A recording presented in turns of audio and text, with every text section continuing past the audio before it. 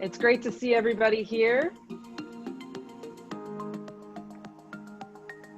Glad you could join us today.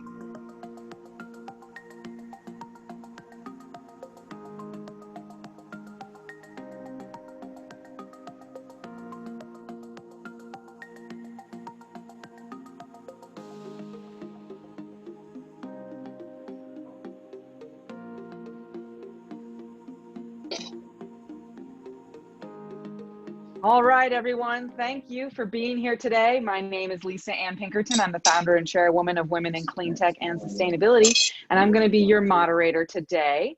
If anyone is not muted right now, if they could please do that for the rest of us. We are hearing a few people on the chat there. Thank you. Today, we are going to talk about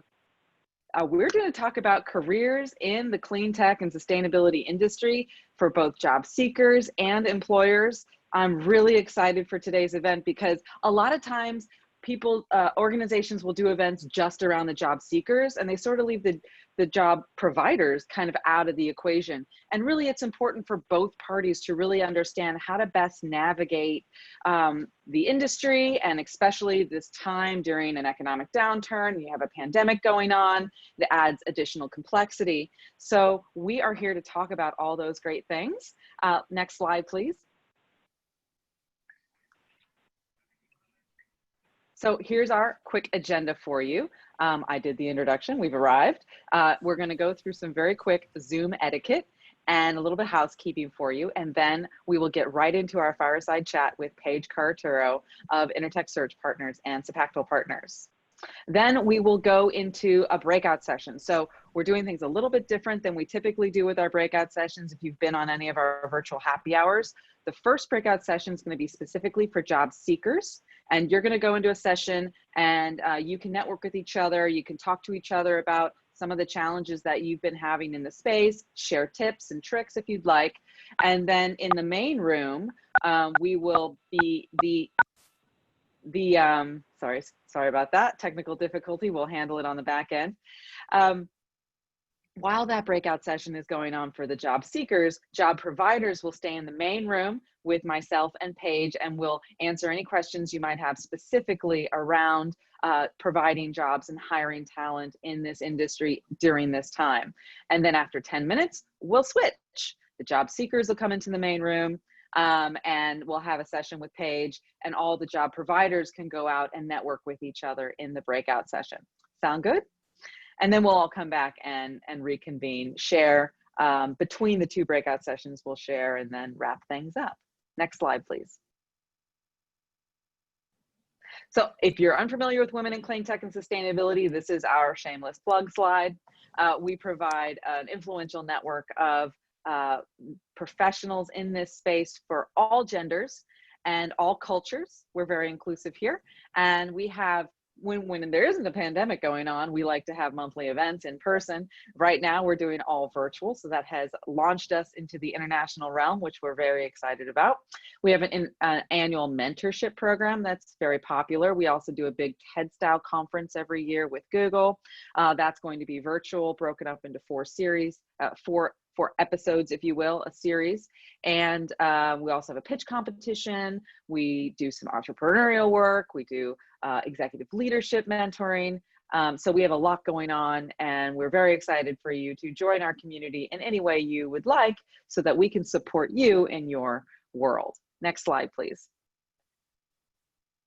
Some of the events we have coming up, just so that you can be aware. Think and Negotiate Like a CEO is happening on August 27th. On the 30th, we have a virtual happy hour with the Clean Power Alliance. We're going to talk about decarbonizing the grid.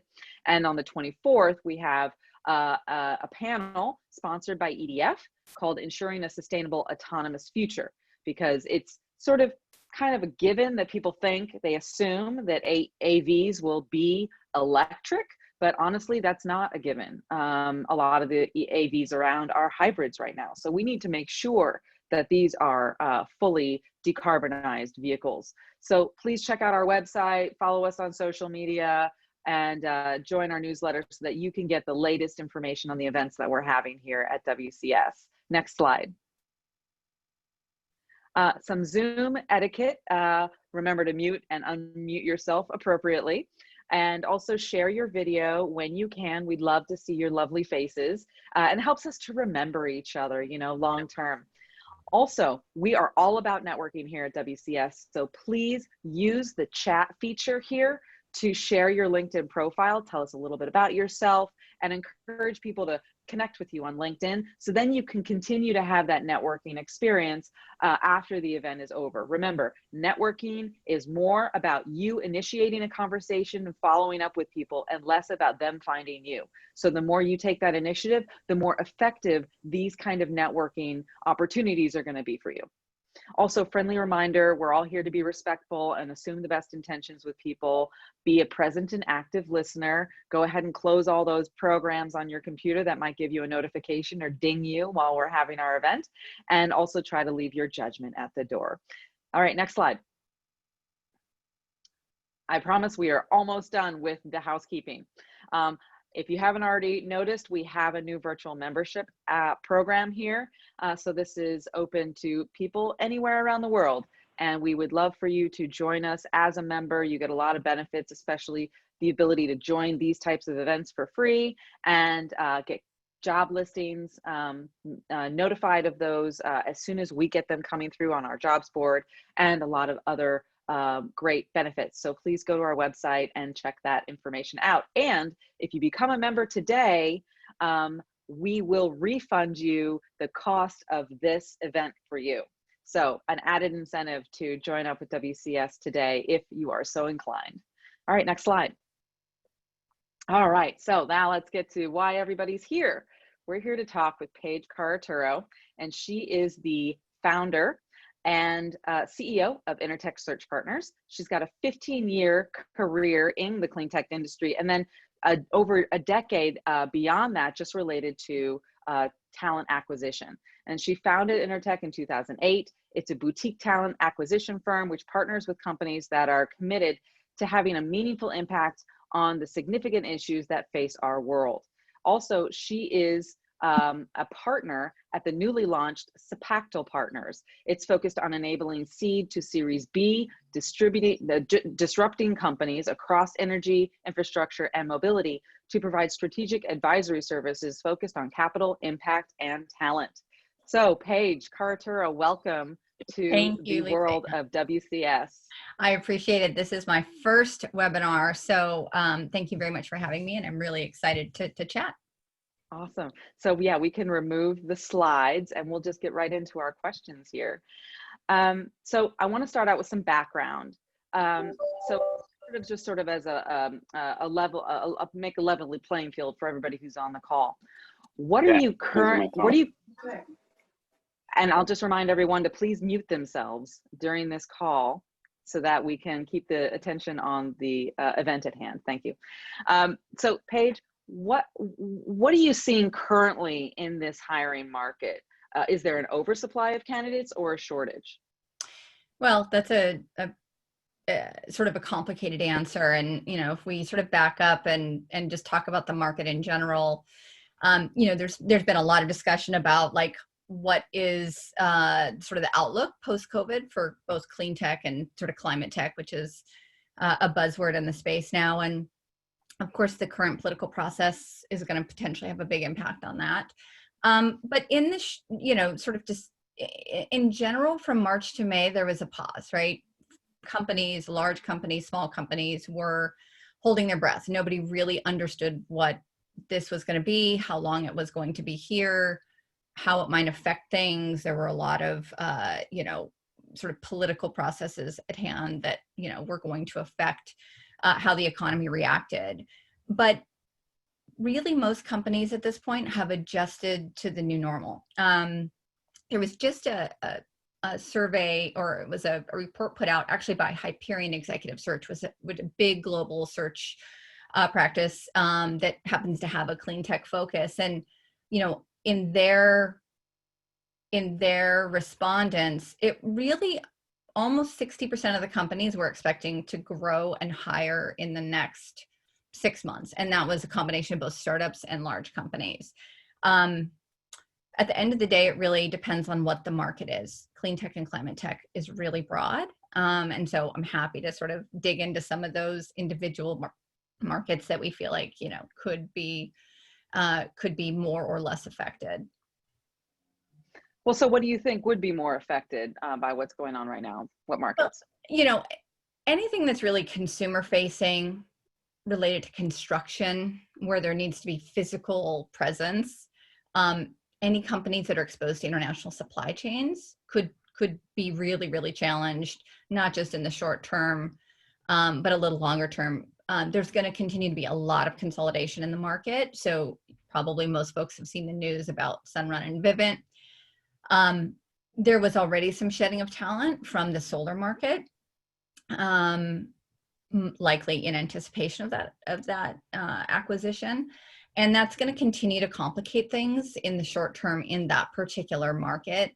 But over time, those businesses are going to create economies of scale and efficiencies and ultimately expand again. The stock is way up. I think people are excited about sort of the overall growth of that market. And obviously people are watching politics, really, really closely right now to see what might make sense. I mean, the markets that are really active right now still continue to be distributed energy, particularly energy storage, both long duration and behind the meter storage, for lots of reasons.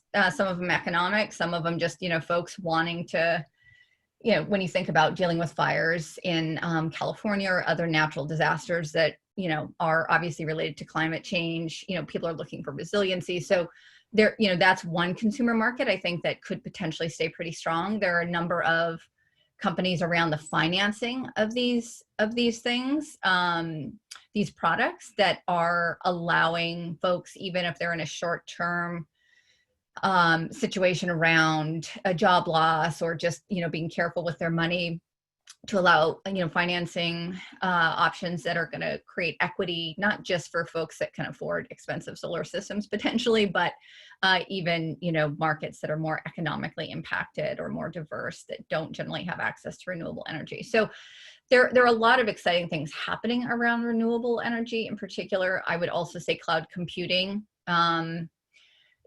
anything that is going through a digital transformation, including the utilities themselves, supply chains and logistics, those are, very active markets. Software that enables infrastructure to be more visible, whether that's renewable infrastructure like wind turbines and assets, through, electric vehicle infrastructure and charging platforms, and allowing a fairly disaggregated set of infrastructure pieces to all work together, not unlike, we saw with cellular collaboration, 25 years ago or 30 years ago. Mm-hmm. So yeah, I mean, it's a mixed bag. There's good and bad for sure. Mm-hmm. Okay. Well, I think you gave us some really good examples of sort of where people should focus their attention if they're seeking employment. And so for that community, I think some people feel like there might be a lot to compete with out there if there is an oversupply of talent. So what is some advice for people that you might have who are out looking for work right now and feel like they're competing with a lot of people? Yeah, I mean, I would say that, listen, there's still significant demand for experienced talent that comes from the space. It's more challenging if you are earlier career, if you're more of a generalist, if you come from one of the markets that might be more directly impacted by supply chain issues or needing to be physically in places to actually execute projects, et cetera. At the end of the day, right, this is a sales process. And if you find yourself in an active search, the key is you have to think about strategically how you're going to approach those openings. So the first thing is, when you see an opportunity or when you're aware of an opportunity, the first thing you should figure out is whether or not there's an external recruiter involved. Because oftentimes recruiters will be involved in searches on a contingency basis, but the internal HR function might also be handling their own pipeline. And unfortunately, it's a little bit of it can be a push-pull in terms of competitive landscape for both internal and external recruiters. And so you really want to understand what the landscape is. Sometimes you can't always know that, but you should definitely dig in there. And then secondly is you need to start networking in advance of putting in an application. So if this is a sales job, you want to immediately figure out who the VP of sales is on LinkedIn. You want to connect with them directly. You want to think about who else might be decision makers in those companies. You want to connect with the HR professional on LinkedIn, potentially even before you go through a formal application process. And the key is, like in any sales process, you want to understand who the stakeholders are, what they're really buying, so that you understand how to position. And then, in some cases, you're still going to have to apply online if you can't use your network to get in directly. But understand that even the companies that are hiring, in many cases, their resources are limited. So they're maybe not using as many external recruiters, or they've limited that just to very, very high level searches. And so HR groups are bombarded. So unless you make it very easy for them to notice you, it's going to be tough, right? You're seeing on LinkedIn, when you apply for jobs, it'll say 200 people already applied. That's when you really think about, like, how am I going to approach getting my name in front of these folks? And oftentimes it requires you going around HR, at least initially, and then maybe being referred in that way. And then you also have to think about your digital footprint, right? Like, take a look at, if you're a generalist and you really want to get into the sustainability space or the renewable energy space, and nothing in your sort of digital footprint indicates that, that it could be a differentiator of who gets called back and who doesn't. So, I think our consciousness as a country is dramatically shifting, socially, economically, environmentally, and you may be excited about all those things and have decided, like, this is what I'm going to do now. I'm going to contribute to this industry, but that needs to show up in a digital footprint for sure. So you really have to sort of think about not just your resume and not just like how you're going to show up in an interview, but really, how are you going to make an impression beyond and make connections beyond just your resume, because there are a lot of resumes, Yeah. obviously. Yeah. One. Yeah. And there's that old adage. It's like, as soon if you see a job posted online, it's been around already for a couple of weeks, and it's been circulated, behind the scenes, and they haven't found anybody yet. So now they put it online. Exactly. And maybe this is why a lot of people start blogging or vlogging or setting up, newsletters where they really focus in on a specific industry, and they start providing value to the community, providing content and showing that they know what this industry is about and what it needs. Also, I hear a lot of people will start volunteering for certain organizations. Sure. We're welcoming volunteers at WCS. Shameless plug. You're welcome to volunteer with us as well, to establish your commitment to the industry, right? Okay, let's talk about candidates, or let's talk about employers, and then we'll probably go into our first breakout session. So how should companies be focusing their time around building their teams to succeed during this time? Do they need to focus on extending their current runways or optimizing productivity? Or what do you think are the best levers to pull here for a company? Yeah, I mean, at the end of the day, right, the competition for talent, even in a market like this, is still one of the biggest concerns of both founders and their investors.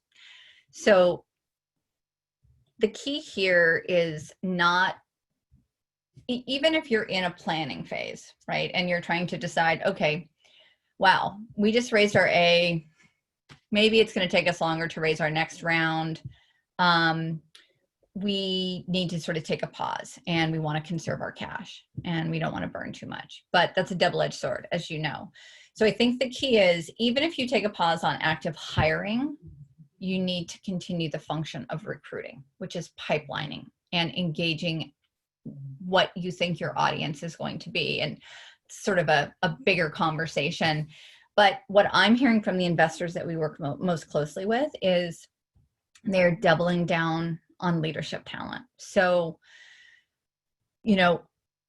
the risk in the market right now, with the uncertainty, is all about execution risk. We've generally gotten through a lot of technological risk in these markets. These markets have become more mature. These are more mainstream ideas, but really it's about execution risk. So, when you think about, when investors, provide funds and they want you to spend that money, oftentimes, right, the traditional process is like, okay, we're going to get our A round. It's going to be $5 million.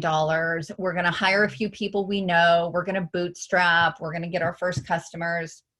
We're going to probably make some mistakes, but we're a young, smart team, or we're, an established team, but, in a new market space, in a market that doesn't exist.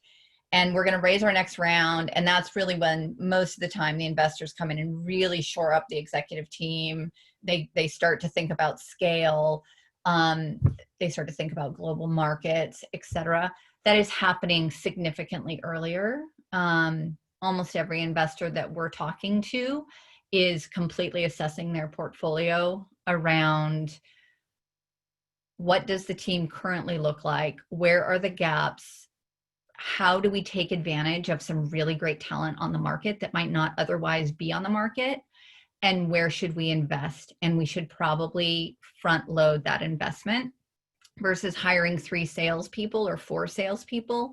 Maybe we spend a little bit more money and hire a really strong player coach. And I'm using sales just as one example. Engineering could be potentially the same strategy, right? And, I think virtualization is obviously key. Everybody is now forced into the paradigm of remote work, at least mostly in our industry, except for, construction, et cetera. But in most of the markets that we serve. And, I think allowing yourself to think more broadly geographically about your team. Many of the limiting factors for companies to recruit top talent were geographies and money. And now, now the playing field has been a little bit leveled, right? Companies like Twitter are saying, hey, you never have to come back to an office. Amazon, Google, other Microsoft, other large companies are taking similar tacks, or at least putting it way on the outside. And it's completely changing the landscape about how you recruit top talent, right? This is going to become the new norm for big companies, which means you're going to actually be competing.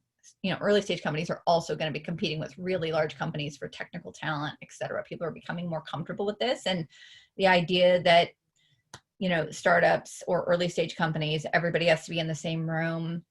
I mean, there's a lot of benefit to that, cultural benefits, et cetera. But the reality is you've got to think about, how you expand your teams and take advantage of folks in secondary markets that may have been overlooked by larger firms previously and who are really interested.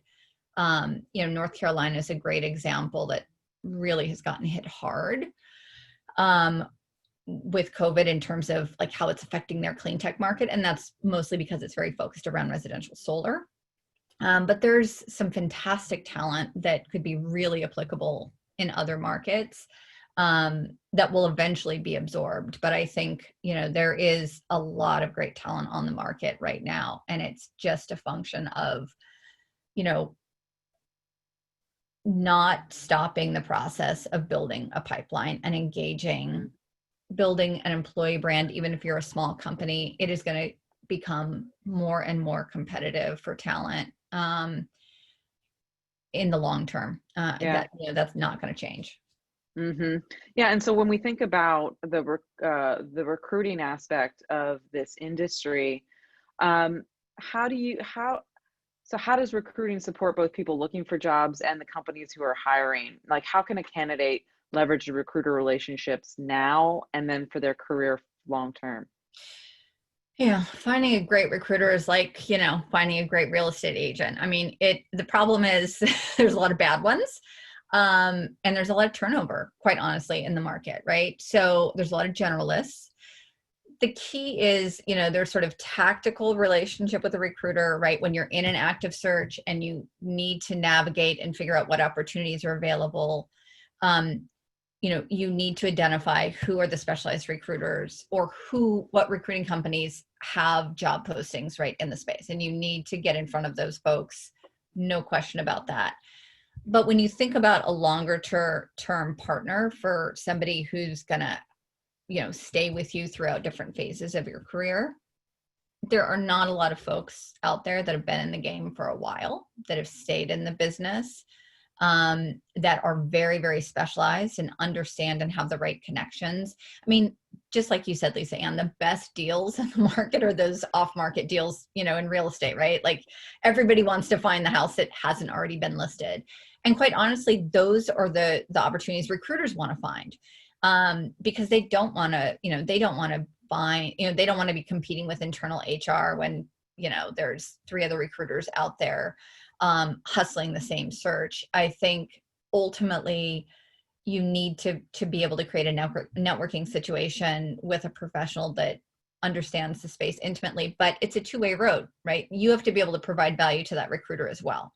I mean, there's candidates that I have known for a very long time that I've never actually even formally placed, but we connect at least quarterly to make sure that we're exchanging, gossip is the wrong word, but really information about what's going on and who's hiring. And if you've been recently interviewing and maybe didn't make the cut, or you decided against a particular role, sharing that with your preferred recruiter and giving them intel about the market and vice versa is really important. And, having a plan. I mean, folks need to, at the end of the day, recruiting is very competitive, and ultimately, the core of the industry is transactional, right? So you have to figure out how to navigate both a transactional relationship, make yourself highly attractive to a recruiter that might be representing a job that you're interested in.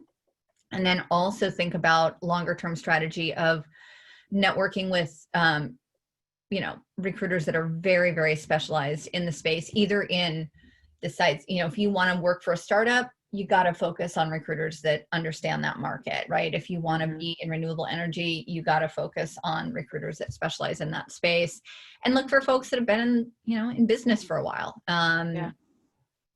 Yeah. Because, and it seems to me too, it's like any relationship, it's about, making those investments in the emotional bank account long-term, so that when you want to make a withdrawal, you don't go into the red with somebody, right? We talk about this all the time. Yep. At WCS, related to just networking in general. And I can see how with a recruiter, it's important to sort of like you said, provide them some intel that you're seeing. And then at the same time, they're going to contact you when they have a job that might fit into what you're looking for, because you've had these conversations, right? Maybe you mentioned, oh, I'd love to live in Chicago, right? And maybe there's a job that requires, relocating to Chicago, and you would contact them because you already know that they have that desire, right? Yep. So I can see how that's really important. What about from the employer's perspective? And then we'll go into our breakout session. I think a lot of employers sort of assume that it's sort of a retainer model, and hiring a recruiter is going to be extremely expensive, and you might not even get the result you're looking for. So what's your perspective on business models and how employers can interact with recruiters? Yeah. And it's different for different size and stage of company, right? There's 2 basic models that have been around for a long time. Fully retained, which is a highly advisory consultative process that many big companies or well-funded companies use to attract some of their most strategic hires. It is not performance-based. You are paying, period, right? It's a time and materials sort of arrangement. Many of those companies are not super specialized, and they tend to focus on companies that are larger, right? That's just a different market. And then the rest of the market, and generally early stage companies, are sort of stuck with what we call contingency recruiting, which is, you spend a couple of weeks on a search. If you're lucky enough to have a candidate in your quiver or can quickly find somebody, to put in front of them. You get paid if you actually get a deal done. There is not a lot of partnership in that. It's very transactional model. And what we found is that, at least for us, the model we've been employing for many years is basically a hybrid. So there needs to be, the reason searches are not successful generally is you don't have two committed parties, you don't have clarity, or you have unreasonable expectations. And usually those three things need to get sorted out very early in the process. And particularly when you're dealing with companies that might have younger founders, or founders that haven't run a company before or haven't done a lot of hiring. Or you have expectations that are different between the founders and what the board is looking for. And having someone help navigate that on the front end will shorten the recruiting cycles dramatically and ultimately reduce the cost. And we saw such a need for this sort of non-transactional recruiting advisory on the front end for small companies. That's really how Cipactil Partners got launched. There was almost no resources for folks that were looking for retain level service, but in a fee structure that was conducive to an early stage business, right? Where there was risk reward. And so we really have been focusing on that market, on the startup market for 10 plus years, and understand intimately, what works and what doesn't work. And usually the reason that recruiting is not successful is because the relationship is not set up correctly from the start, and the hard work of preparing for that,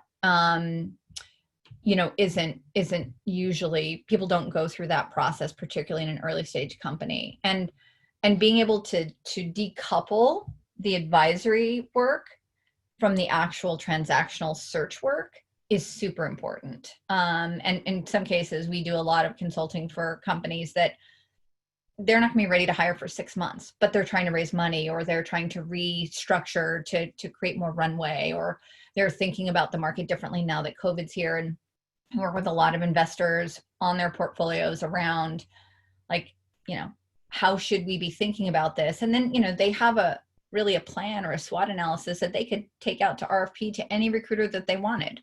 And they'll have a great result. Of course, we feel like we can do a really great job because we're already in bed, we're already deeply involved in the company and with its investors. But at the end of the day, you have to sort of decouple those two processes, and make it make sense for the emerging growth companies that are ultimately going to have the biggest impact in these markets. Mm-hmm. And I can see how during that planning period, a company might think, like you said, we need 4 salespeople.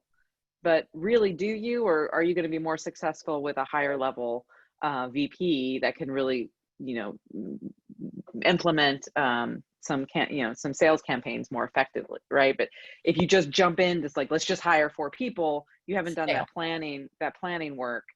So it might, bite you later on.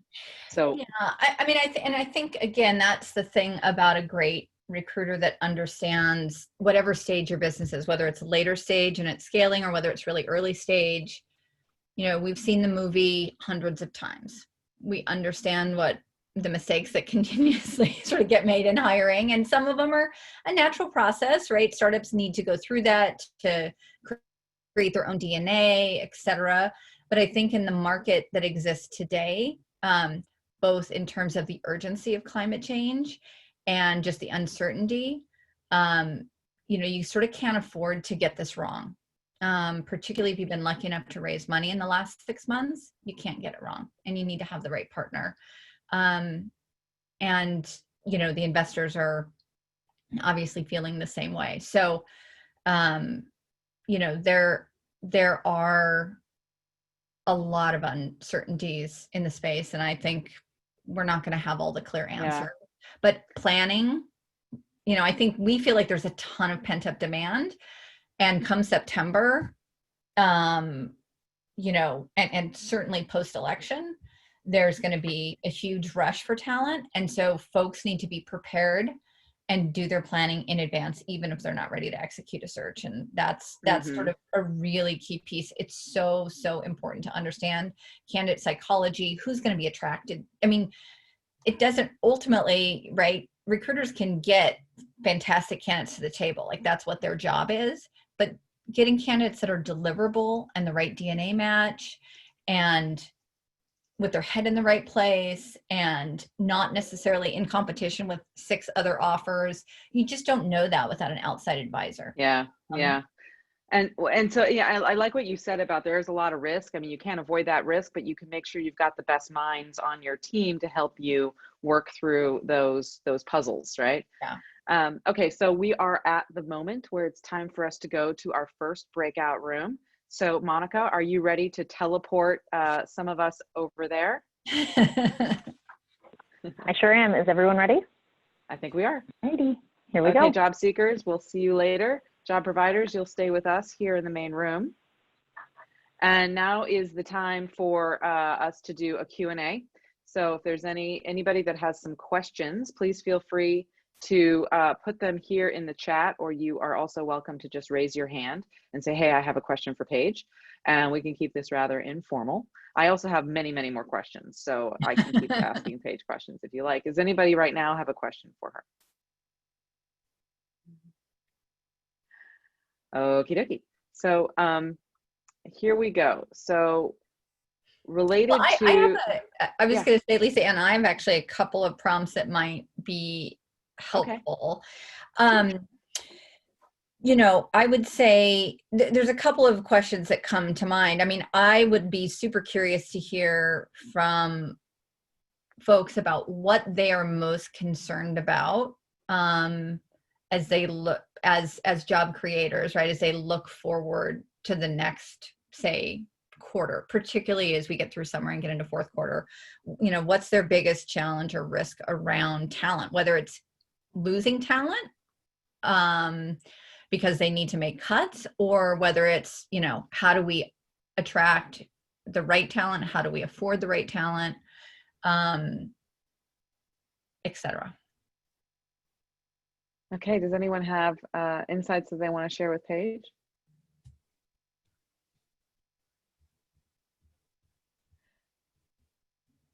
I have a thought. It's not 100% directly related to your question. Sorry, Bettina here. I'm the founder of a B2B marketing agency that works with Cleantech startup.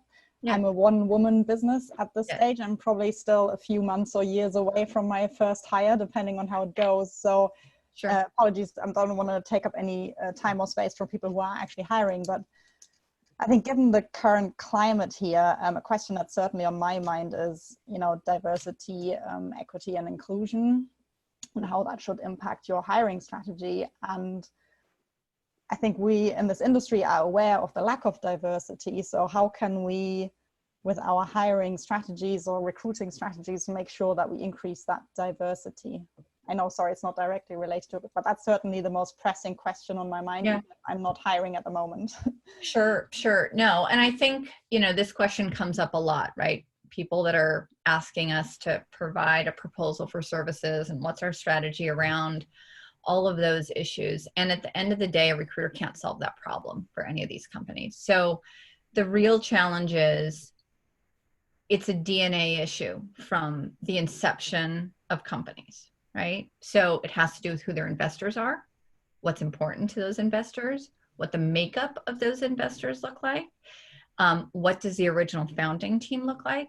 You know, I often will get a call that says, hey, we really, you know, we're hiring a new C-suite executive. We really want it to be a diversity candidate, or we want it specifically, you know, they want it to be a woman or somebody of color. And, you know, oftentimes there are great candidates out there, you know, really top level candidates that meet that criteria. They do not want to go into a situation that's been non-diverse for 5 or 6 years. And now they're trying to be diverse because their investors are requiring it, because there's market pressure.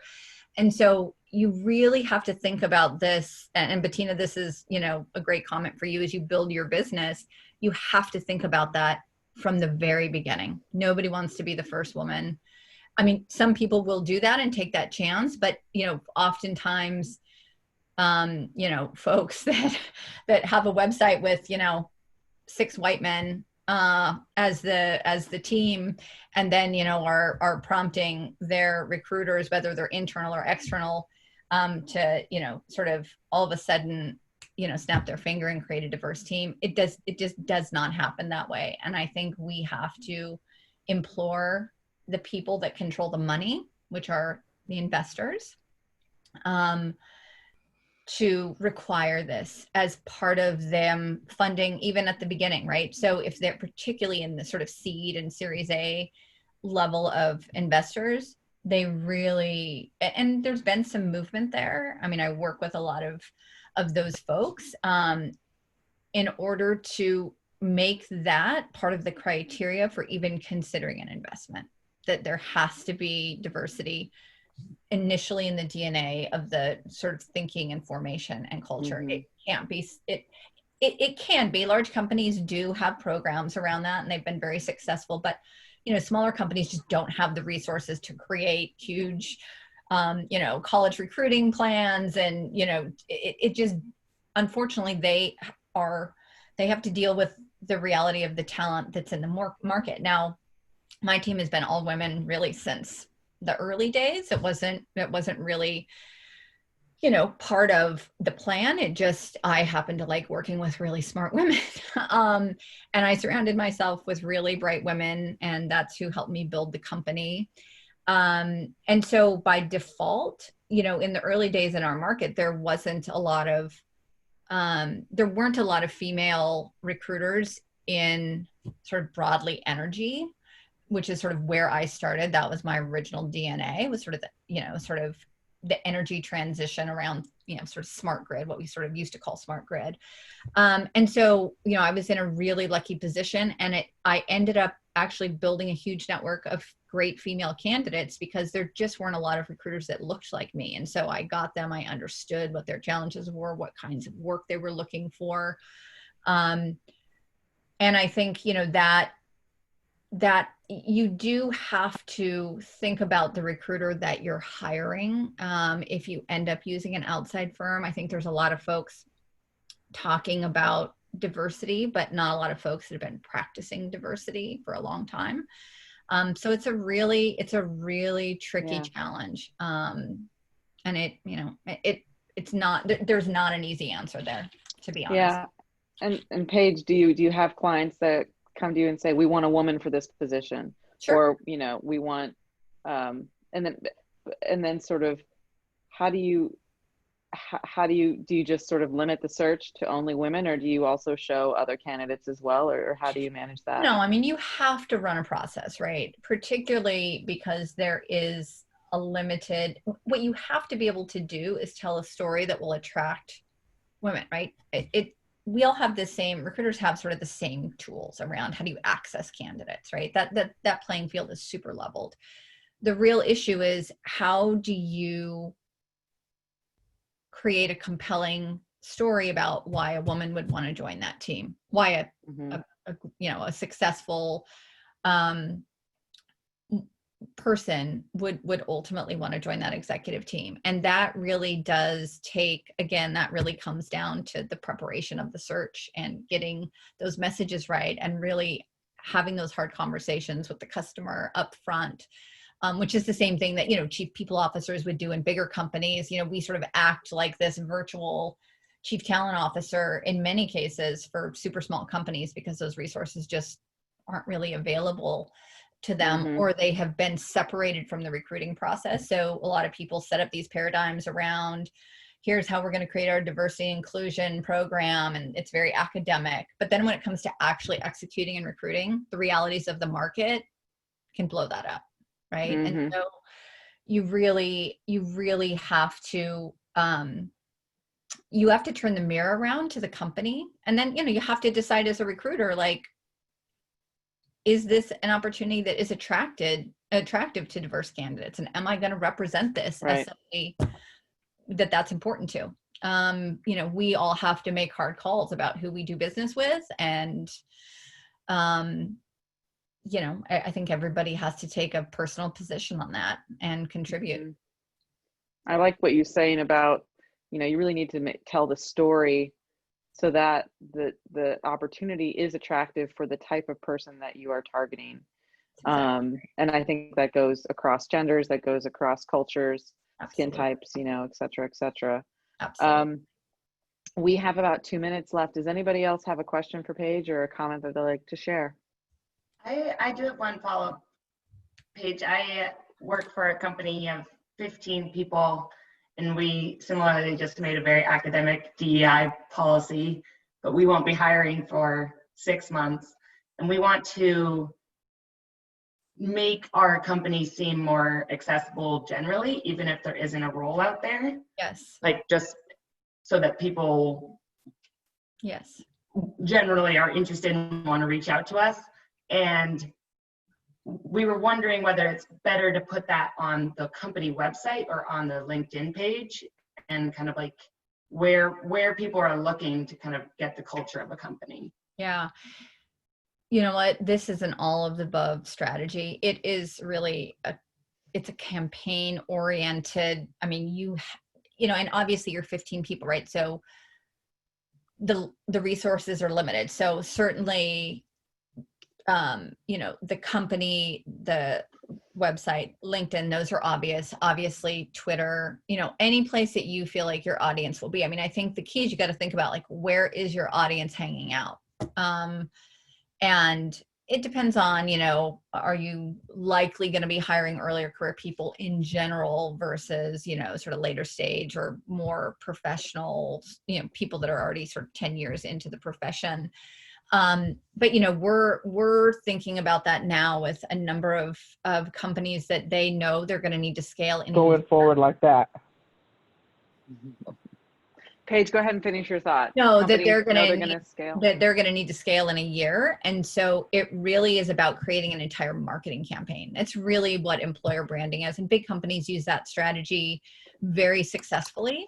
They have a lot of resources to do that. I mean, honestly, I've often thought about like, how do we create just, you know, an employee brand company, right? Like a marketing function that's specifically focused on that to allow people to have the tools, small companies to have the tools to actually execute on these strategies. Mm-hmm. Okay, thank you. We are running a little bit behind time, so it's time for us to go to the second breakout room. So we're not going to do a regroup and share right now. So job providers, you are welcome to go network with each other, or you can stay in this room too if you'd like. And we're going to talk, we're going to give the job seekers a chance to ask Paige some questions. So if you have a question for Paige, please feel free to type it in the chat or just raise your hand visually so I can see you and we can ask her some questions. There were some questions earlier in the chat page that I'll get to as well. So I saw Jessica raise her hand first. So, and then Ashley, I got you. Okay, you two are coming up. So Jessica Dusk, what's your question? Oh, Dusick, yes. So you had mentioned when there are internal and external recruiters within the company, are there indicators? I've had an incredible experience with a headhunter who was really going to bat for me, and she was excellent at what she did. But I found out over the process, the internal recruiter had more stake in the decision-making process.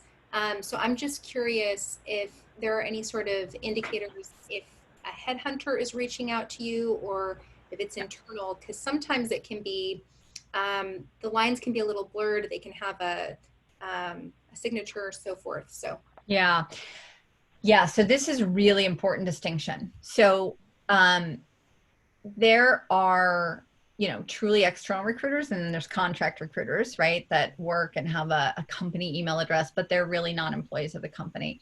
You know, I think larger companies, it's more complicated to navigate. I think it also depends, you know, for the professional that's the HR or the internal recruiter, I think you are going to need to, you know, obviously build a relationship with both of those folks. The thing to ask an external recruiter, if you're approached by what appears to be an external recruiter, you need to ask if the search is exclusive. So you need to understand what their leverage is with this company so you can decide how you want to manage that relationship. Oftentimes big companies will use a lot of contingency firms. Sometimes they'll use 2, sometimes even 3 firms to fill the same role. Because these are big recruiting firms with lots of young people, doing outreach. It's very high volume, very different sort of process than maybe you experienced. Was this a large company or a small company that you went through this process with? In this example, it was actually a smaller company. Yeah. I would almost call it a startup that had been around for Yep. 20 years, but they functioned like a startup. So they were it was at the point where I was told by the headhunter I was going to get an offer. And then like that day, some decision changed, and it seemed as though the internal recruiter, because that's her job as well, had found another candidate that probably, right? So yeah, that was kind of a unique example, but it was more startup, I would say.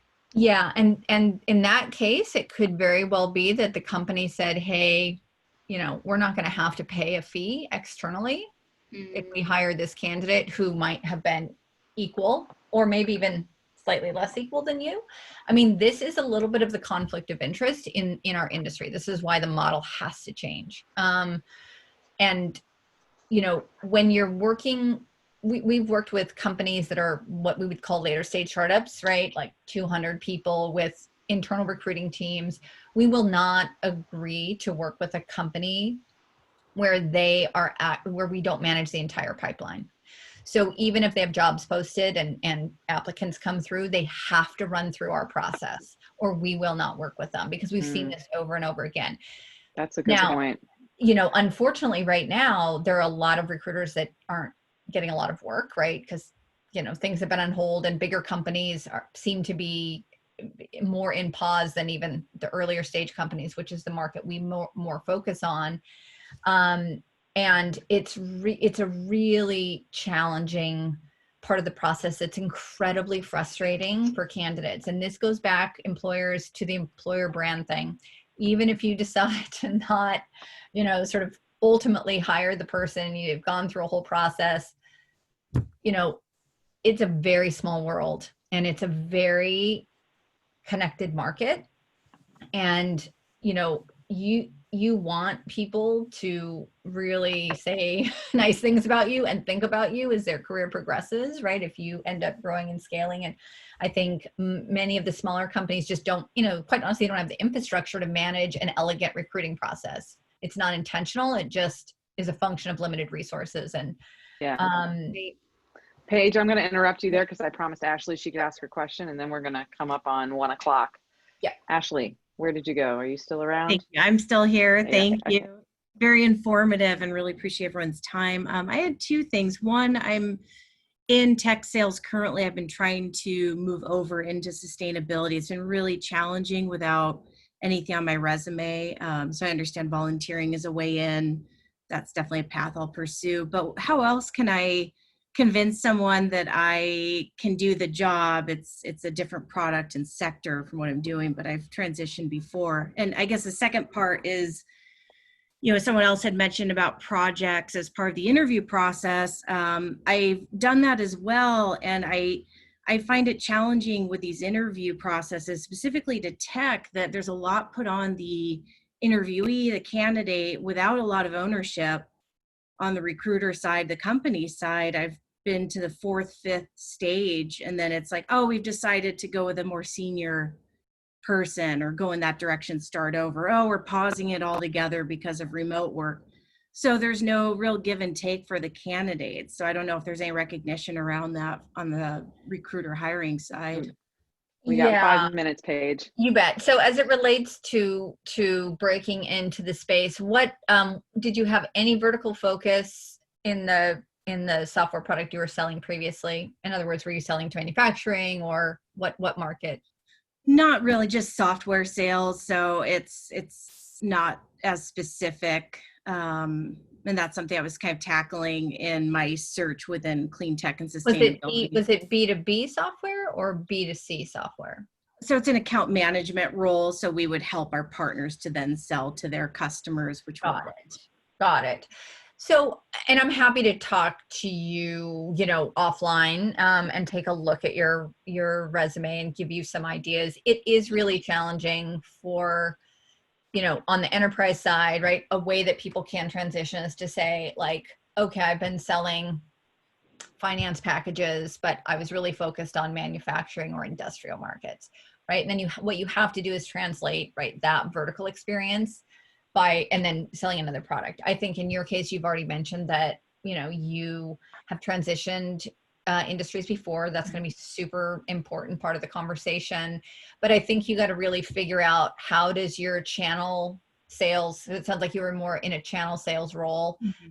What markets have high demand for, what companies go to market through the channel in sustainability? And those are things that a good recruiter, someone like me, can spend 10 minutes and be able to say, like, we may not have a search that we're working on that fits, but we could very quickly help you understand, here's the part of the clean tech market that relies heavily on channel. And this is likely where you could leverage that great channel experience and account management experience, where industry specificity may not be as crucial. That's really, really important. And then as it relates to the testing, we have some clients that definitely put people through technical tests. It's a little more,